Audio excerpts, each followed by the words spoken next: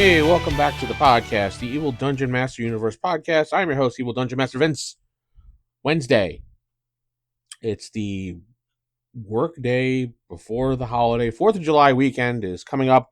4th of July celebration. Happy 4th of July to America, obviously, because they celebrate 4th of July, and that's what we celebrate here in America. So, yeah. Hopefully you are doing well out there, and I know I'm doing well. Just the other day, I got my Gen Con badge. I'll be heading officially to Gen Con this August, well, July into August. So if you're there, it'd be great to possibly see some listeners or viewers of the channel and meet up and just to say hi. Be great. I'll be wandering around. I'm in a couple games. I picked up some tickets for an Alternity game, a Savage World Star Trek game, and another game. I can't remember what the name of it is, or the game escapes my mind at the moment.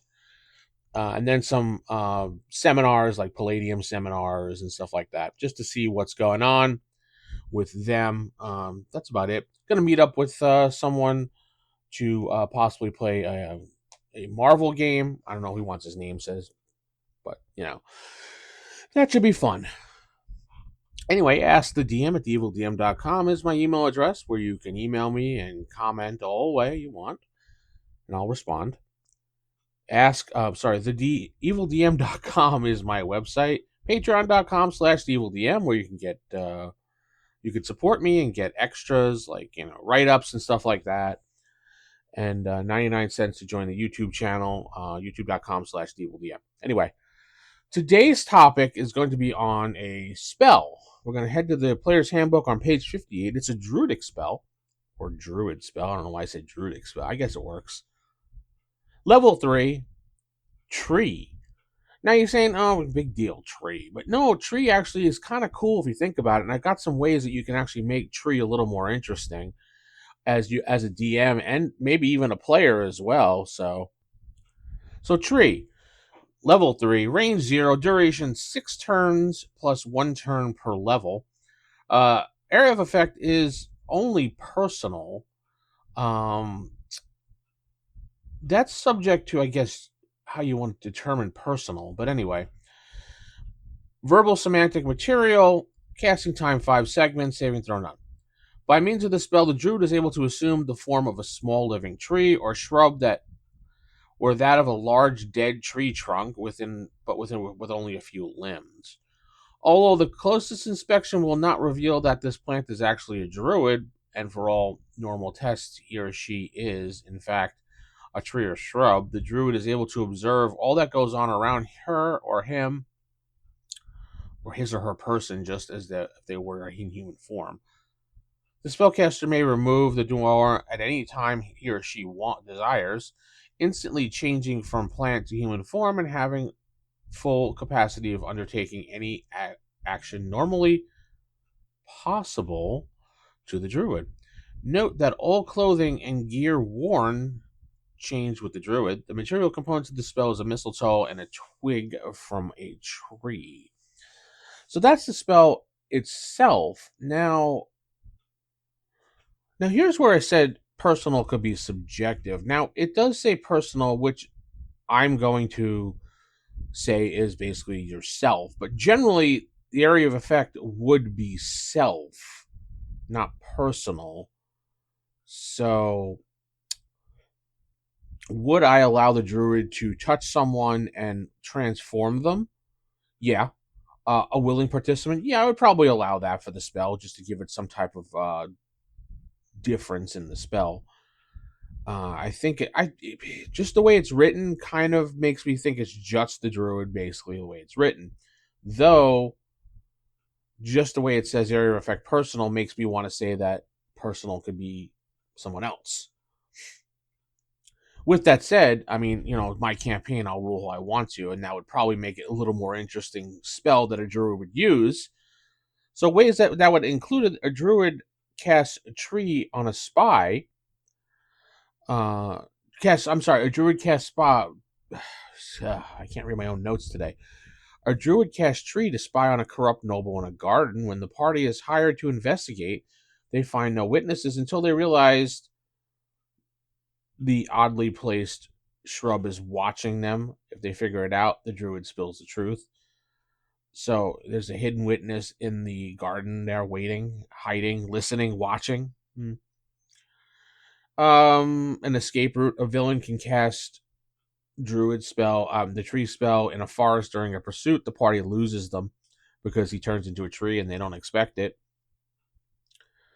Later on, while camping, they notice that one of the trees starts to move, but it's too late by that point, and the villain jumps out and attacks the party, and unsuspecting when their guard is dropped.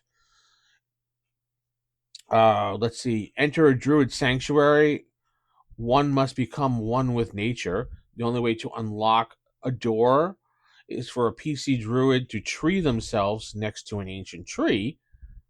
Then the tree speaks to the actual druid himself or herself and revealing the secret how to open the door. That might be a long stretch, but you'd have to probably include a riddle with that one, I was thinking. That maybe, some type of, I don't know, I have to sit down and figure that one out. But I was thinking that you would get through the secret druid sanctuary by turning into a tree, and then maybe communicating with one of the other trees and how to get through the door would be, but there would have to be some type of hint or maybe myth or legend that goes with it that would make them think that. Otherwise, druid randomly turning into a tree next in a druid grove is not going to really be, I mean, you never know what a player thinks. So, but last thing I thought of about this was the party sent to investigate why trees in the forest seem to be moving around. They seem to be watching people. People are marking trees, and those marked trees are disappearing or moving where their locations are.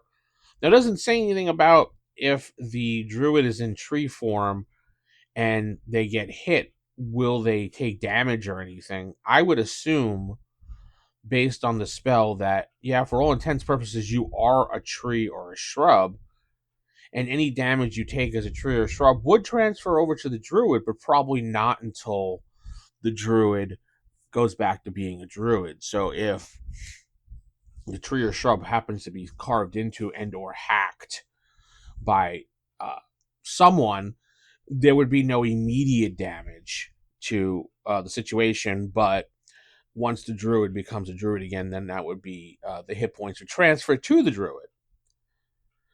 Now, that also brings up the fact that what if you're a tree, because it's a small tree, and what exactly is a small living tree? And I guess the average tree you see outside that's not too tall, but like maybe a young tree, but not really a little baby tree. Now, what happens if the party member and or NPC chops said tree down before the druid can come back into a druid? Does the druid die? I mean, for all intents purposes, it says you are a, where is that line again? In fact, a tree or a shrub. All normal tests indicate you are a tree or shrub. So if you get chopped and then chopped down, I don't see why you would stay in the tree form being chopped, but let's just say you're doing that because you're hiding.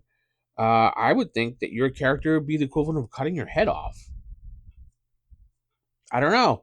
What do you DMs think out there of that one? I'm interested to hear what you think of that situation because it's pretty interesting. So tell me what you think about the tree spell. I'm interested to hear your thoughts on the tree spell. I want to know if you've used it in your campaign and what ways you've used it that made it interesting for you. With that said, I'm going to head out. Ask the DM at theevildm.com. Theevildm.com is my website where you can click on the newsletter. And patreon.com/theevildm is where you can support me. Keep it original, keep it old school. Good night, God bless, and happy 4th of July to those out there that celebrate. I'm going to see if I can have a podcast on Friday, though I might be out and about since I'll be out celebrating 4th of July, get together with the family and things like that, so I may not have time. I'll see if I can record it earlier, like on a Thursday or something, so it drops on Friday for y'all. So keep it original, keep it old school. Good night, God bless.